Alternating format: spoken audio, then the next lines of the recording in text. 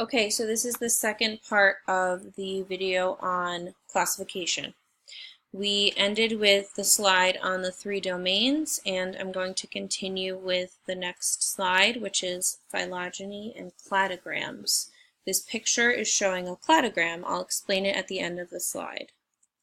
So Linnaeus's classification system didn't take into account evolution because he was alive before evolution was researched by Darwin. So Charles Darwin was alive and went on his trip in the 1830s on the HMS Beagle. Linnaeus classified animals in the 1700s, so obviously there was a big gap of time there. Today, when we classify plants, animals, and other living organisms, bacteria, algae, whatever it is, we classify it in terms of phylogeny. The definition is the study of how living and extinct organisms are related to one another. So it's not just the way they look, which is what Linnaeus was looking at, similarities in structure, but now we're looking at how they're actually genetically related to each other and evolutionarily related to each other as well. So we know with analogous structures that an insect has wings and a bird has wings, but insects and birds are not related. With phylogeny, we can study this better than we could with basic taxonomy. Phylogeny groups species by evolutionary descent rather than simply their similarities and differences, which is basically what I just explained. And we now classify organisms into groups we call clades. And we can group those clades, we can break down and illustrate in something called a cladogram. So a cladogram is a visual representation of clades. The definition of a cladogram is a branching diagram that shows the relationship and common characteristics between different species. Right? I'm going to explain what this is showing in the picture. Let me get a pen. Okay, so we can see our different clades: insects, fish, amphibians, birds, prosimians, which are like the lemur family, related to in the primate group, and then humans. Within each clade, or at the bottom of each clade, is a branch. So cladograms are branching diagrams. So there should be branches. Notice that all of the clades are on this one level. You don't have one down here, and one up here, and one over here. They're all flat on a straight line. That's on purpose. The bottom here is their common ancestor. So the common ancestor of insects, fish, amphibians, birds, prosimians, and humans is extinct and has been for a long time. But at one point, they all started as one species. What a cladogram shows you is when did they branch off. So it shows you evolutionarily what characteristic separates these animals. An insect, fish, amphibian, bird, prosimian, and human all develop from a blastula. We all develop from an egg and a sperm. That creates a tiny, tiny little zygote that gets fertilized and creates a blastula, which is basically just a clump of cells. We all develop from that. So since we all develop from a blastula, that marker, that trait, happens at the bottom of the cladogram. Then we get the vertebrate trait. Now, insects are not vertebrates. They don't have a spine. They're not chordates. So they have to branch off before the vertebrate trait shows up. Fish are not tetrapods, animals with that can breathe, basically. Think of it that way, on land. So they branch off before the tetrapod trait. Everything else here is a tetrapod. Amphibians, birds, prosimians, humans. So they all evolve after this trait evolves. Amphibians do not have an amniotic egg. That's the amniotic sac filled with vitamins and water and other things in the egg. The amphibians don't have a hard shell on their egg. Their eggs are not internal. They don't have an amniotic egg. So they branch off before the development of the amniotic egg. But birds, prosimians, and humans have amniotic eggs. Now hair. Birds have feathers, not hair. So that trait is only in common with the prosimians and the humans. And then bipedalism, the prosimians branch off because they walk on 4 legs still and swing in the trees, and humans are bipeds. So we evolve after this trait. That's how you can read a cladogram. I'm going to go on to the next slide. All right, so this is a chart. This chart shows traits on this side and animals on this side. And we're going to use this chart to create a cladogram. We're going to use little X's to denote or tell if the animal has the trait or not. So first of all, a notochord is a central spinal cord. That's where the chordata group comes from. Anything with a vertebrae or a spine has a notochord. That's what a notochord is. So kangaroos, lamprey, rhesus monkeys, bullfrogs, humans, turtles, and tuna all have notochords. So they all get an X.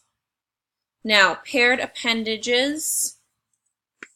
The lamprey is an animal that's basically like a very simple fish. It doesn't really have fins. It doesn't have a jaw. You'll see a picture of it right there. So it's like basically a sucking, slimy kind of creature that can live in the ocean or in rivers and lakes.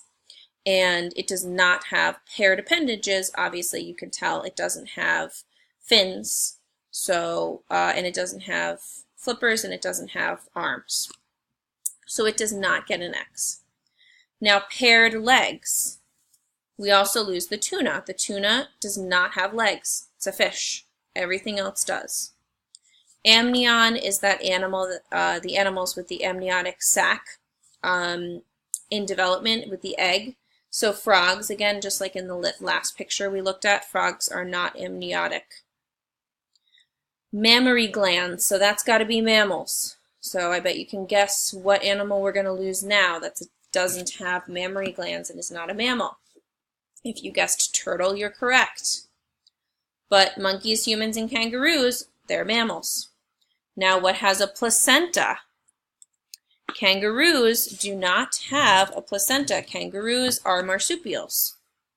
A placenta is something that only animals that are not marsupials have.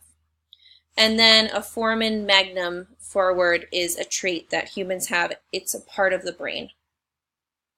So it's something that's specific to humans. So now we've gotten more specific. So if you think about it, you can probably picture where all these traits are going to go on a cladogram. And you can see, oh, you can't really see it. Let's see if I can move this. I'm going to move this down and go back in. Okay, here you go. So now at the bottom you can see that at the, sorry, it's gone again. I'll just write it. You can see, or I'll write how many, so the kangaroo has 5 of these traits, the lamprey has 1, the monkey has 6, bullfrog has 3, humans have 7, turtles have 4, and tuna only have 2. So now you can see where animals are going to, which animal is going to branch off further back, and which animal is going to be at the end of our cladogram. Next slide. Okay, so the lamprey and all the other animals have, all the animals have the notochord. So the lamprey is included in animals that have the notochord. The tuna is included in the animals that have paired appendages. Then we eliminate the tuna. The bullfrog has paired legs. Then we eliminate the bullfrog, which does not have an amniotic sac. Then we eliminate the turtle, which does not have a mammary gland. Then we eliminate the kangaroo because it does not have a placenta. And finally, we end up with short canine teeth and the foramen magnum, which is just humans. So you can see as the circle moves in, or the square, I guess, things get more and more specific. Next slide. All right, so this is how we make the cladogram. The dorsal nerve cord or notor cord goes at the base where the common ancestor is, and then the lamprey branches. After the lamprey, we add the trait of paired appendages because the lamprey doesn't have it, and the tuna does. Then we add paired legs, which the tuna does not have, but the bullfrog does. Then we add the amniotic sac, which the bullfrog does not have, but the turtle does. Then the mammary gland, which the turtle doesn't have, but the kangaroo does. Placenta in rhesus monkeys and humans only. And then the foramen magnum and canines only in humans. So you can see again, just like before, all lined up at the top. Our traits go in between the branches. Our most common trait goes at the beginning, and this goes on an angle, kind of like a tree. Next slide. All right, and this works the same way. Actually, sorry, I'm going to go back for a second. I want you to write this down. I didn't mention that, so make sure that you copy this down in your notes. This is important to have an example. This one is another chart, and this is blank. So it works a little differently. This time the animals are over here and the traits are at the top, and then the total number of common characteristics goes over here. So it's just flip-flopped. The vertical and horizontal columns are flip-flopped from the one we just did. I want you to copy this into your notebook or screenshot it and print it. I want you to fill it in with your little X's. So what does everything have in common? And then I want you to make a cladogram on your own.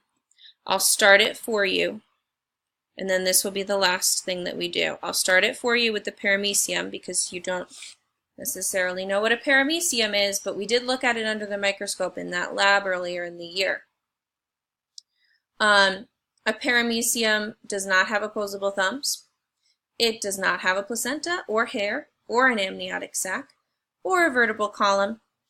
It is not multicellular, but it is eukaryotic. So we're going to put an X there. It does not have anything else, so it just gets that one X. All right, so I would like you, if you don't know what a flatworm is, you can look it up. It's a worm, it's flat, it's small, it's usually parasitic. You can look up a picture of it and look up the traits if you are not sure, but you should be able to figure out what it has. And then I want you to just make a picture, a cladogram, once you have done once you are done copying this chart down. And then I'm just going to check and make sure that's the last one. Okay, correct. Great. So this is the last thing that you are going to do. So please watch the videos, copy this down, and create your own cladogram on without helping each other. Try to do it on your own. I just want to see if you understand this. Thank you, and I will see you all on Monday.